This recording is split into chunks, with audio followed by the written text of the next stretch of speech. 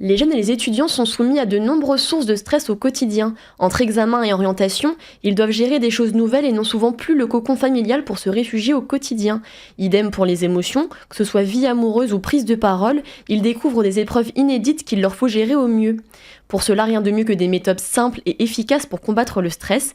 Bonjour à tous, nous recevons aujourd'hui Fabien Lafay, auteur du livre Gérer son stress et ses émotions aux éditions de L'Opportun. Bonjour Fabien. Bonjour Charlotte. Tout d'abord, comment vous est venue l'idée d'écrire un livre au sujet du stress et des émotions? Est-ce que c'est cette période de confinement qui vous a inspiré? L'idée du livre est une idée qui est une idée ancienne. En fait, cette idée m'est venue déjà quand on a commencé à réaliser des formations pour les étudiants et pour des adultes, où là, très vite en formation, il apparaît une espèce de frustration. Vous n'avez jamais le temps de traiter exactement tout ce que vous souhaitez traiter, et puis vous ne pouvez pas être aussi complet que vous pouvez l'être, par exemple, dans le cadre d'un livre. Donc c'est vrai que l'avantage d'un livre, c'est que cela permet de mettre beaucoup plus de matière, de pouvoir aussi prendre le temps d'expliquer certaines choses que vous traitez parfois un peu rapidement. Et puis au fil du temps et des questions que posent les bénéficiaires de toutes ces formations, on commence petit à petit à réaliser qu'il y a beaucoup de points qu'on n'a pas pu ou pas encore traités. Alors par rapport à la période actuelle, non. Je dois dire que l'idée était bien plus ancienne que le confinement. Évidemment, le confinement fait penser à la gestion du stress et à la gestion des émotions. Alors oui, on pourrait rebondir et je pourrais vous proposer un nouveau livre sur comment gérer le confinement, mais je suis un peu prudent avec tous ces livres qui traitent d'actualités récentes ou immédiates. Et bon, je n'aurais pas trop envie d'écrire de bêtises, mais c'est vrai qu'en matière de gestion du stress et des émotions, le confinement nous a amené pas mal de surprises et peut-être aussi de nouveaux outils. Alors qui sait, il y aura peut-être une version 2.0 spéciale confinement. J'espère que ça se reproduira pas en tout cas. J'espère pas non plus. Vous intervenez auprès d'étudiants depuis maintenant 12 ans, ainsi qu'à l'université Jean Moulin de Lyon depuis près de 15 ans, en proposant des ateliers pour la gestion du stress et des émotions. Comment vous est venue l'idée d'aider les jeunes ? Et c'est une idée ancienne. Là encore, c'est une idée assez ancienne. Elle est venue il y a à peu près une quinzaine d'années, à l'époque où j'avais créé ce qu'on appelle le pôle universitaire de proximité et où on nous avait demandé de réfléchir à des moyens d'aider les étudiants et les lycéens en difficulté pour les aider à réussir leurs études et faciliter leur insertion professionnelle. Après, je dois vous dire que c'est peut-être aussi une tendance de fond. Moi, je faisais partie de ces petits garçons qui, quand ils voyaient une araignée ou une guêpe, plutôt que de l'écraser, j'essayais plutôt de la mettre sous un verre, de ne pas la toucher bien sûr, pour essayer de la remettre dehors et peut-être de la sauver entre guillemets. Et puis ensuite, quand vous commencez à faire des cours, alors c'est vrai qu'à l'université, ça fait même une vingtaine d'années que je fais des cours plus traditionnels. En faisant des cours, au fil du temps, petit à petit, on se rend compte que la manière que l'on a de faire les cours n'est peut-être pas la meilleure manière qui soit. Et que pour aider des étudiants, un cours traditionnel en droit, par exemple, c'est bien, mais il y a peut-être d'autres choses à faire qui sont plus immédiatement utiles. Et puis, j'ai toujours été surpris par notamment l'accueil qu'on peut faire à des étudiants ou à des lycéens, et qu'un étudiant ou un lycéen ait peur d'aller en cours, ou est-ce qu'on appelle la fameuse boule au ventre avant de rentrer en amphithéâtre ou en salle de travaux dirigés. C'est quelque chose qui m'a toujours interpellé, dont j'ai pu être victime aussi, et je me suis dit que pour ces situations-là notamment, il fallait peut-être les aider différemment. En effet, votre livre ressort quelque peu comme un livre donc expliquant ce que sont les émotions et le stress. Est-ce que c'était votre but de le faire apparaître comme cela ? Je dois dire que on voit souvent, pas beaucoup de bêtises, mais chacun a un peu sa manière d'expliquer ces notions-là, stress et émotion. Et c'est Albert Camus notamment qui disait que on a... Je ne vais pas reciter exactement, mais l'esprit est là. C'est-à-dire qu'on ajoute au malheur du monde quand on cite mal ou quand on explique mal les choses. Il y a quelques pages, effectivement, au début de l'ouvrage qui sont vraiment consacrées à des définitions. C'est très surprenant aujourd'hui, où on communique très facilement, où on peut vérifier une source ou une information avec son smartphone en sortant simplement de l'objet de sa poche, de constater que bien peu de personnes le font et qu'on manque peut-être souvent de précision. Et en matière de stress, en matière d'émotion, appeler un chat et peut-être nommer correctement ce qui se passe, c'est quelque chose qui aide beaucoup. Je suis très frappé qu'au niveau des étudiants, des lycéens, mais même au niveau des adultes, on se rende compte par exemple qu'on va utiliser des smileys pour expliquer l'émotion qu'on a voulu faire passer dans un message. C'est peut-être que finalement le message en lui-même n'est pas assez clair si on a besoin de recourir à ces émoticônes. Et du coup, c'est vrai qu'on a quelques pages rapidement passées au départ sur la définition et les définitions de ce que sont chacune des réactions que l'on a en matière de stress ou en matière d'émotion. Et puis alors, moi je suis très frappé pour faire des formations aussi avec des publics adultes depuis de nombreuses années.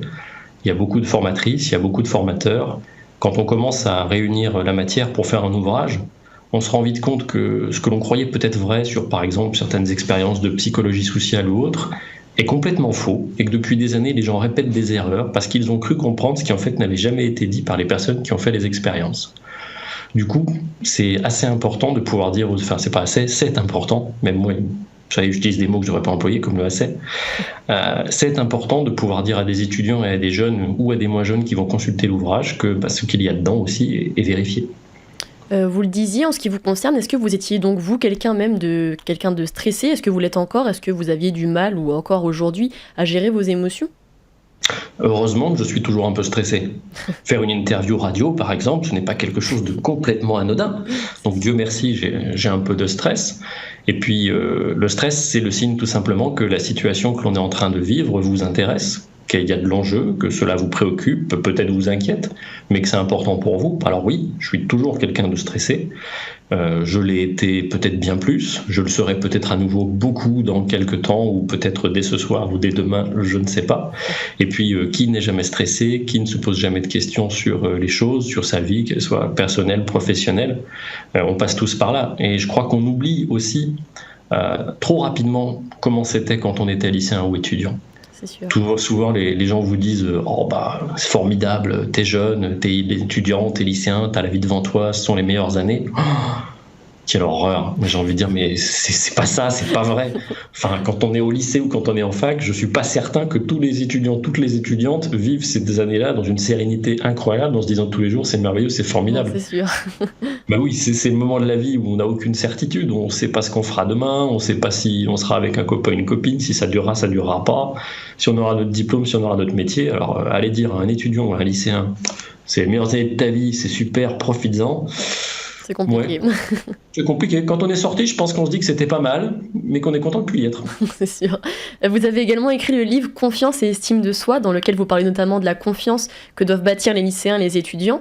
Cet ouvrage ressort quelque peu lui aussi comme un livre expliquant donc ce qui est la confiance en soi. Donc c'est un petit peu similaire à votre ouvrage Gérer son stress et ses émotions.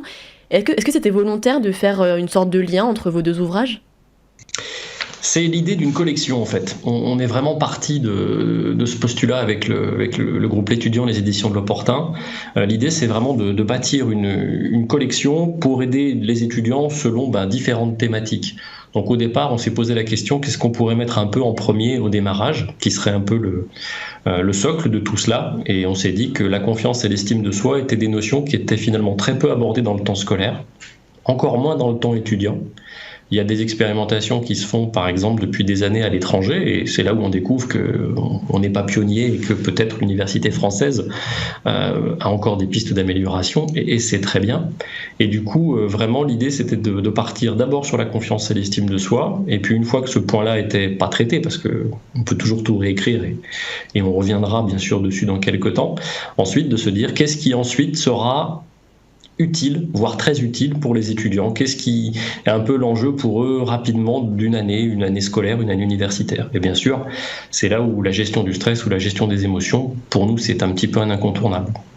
Vos deux ouvrages sont donc un petit peu liés. Est-ce que vous avez d'autres idées de livres ou même des projets en cours un peu dans le même esprit ou quelque chose qui n'a rien à voir ? Toujours des projets, ça fait partie des qualités, des défauts, ça ne s'arrête jamais. Comme je vous le disais, il y a une collection qui est en cours, et dans le cadre de cette collection, il y a 2 ouvrages qui sont en préparation, mais faits par d'autres auteurs, notamment un qui devrait sortir sur la mémoire et la concentration, j'espère d'ici la fin de cette année, et puis un autre sur tout ce qui est gestion des conflits et travail en équipe, puisque là on s'est aussi rendu compte que les étudiants de plus en plus, et les lycéens quand ils prennent aussi un job d'été, ou même quand ils sortent du système pour aller travailler immédiatement, ou après des études courtes, vont être confrontés assez rapidement à cette question. Et puis quand vous faites partie d'une association ou autre, bien sûr que savoir travailler avec les autres, et puis se préparer. Alors c'est vrai que le terme de gestion des conflits, souvent il est vu comme un terme fort parce qu'on est dans la notion de conflit. Bon, c'est plutôt aussi gérer des individualités, on va dire, et des positions. Donc là voilà, j'ai 2 équipes d'auteurs qui travaillent sur ces 2 thèmes. On espère les avoir prochainement et à titre personnel. On espère aussi de pouvoir lire ça prochainement. Merci Fabien Lafay d'avoir été avec nous sur Sensation. Je rappelle que vous êtes l'auteur du livre Gérer son stress et ses émotions aux éditions de L'Opportun. Vous pouvez retrouver cette émission en podcast audio et vidéo sur notre site et application Radio Sensation.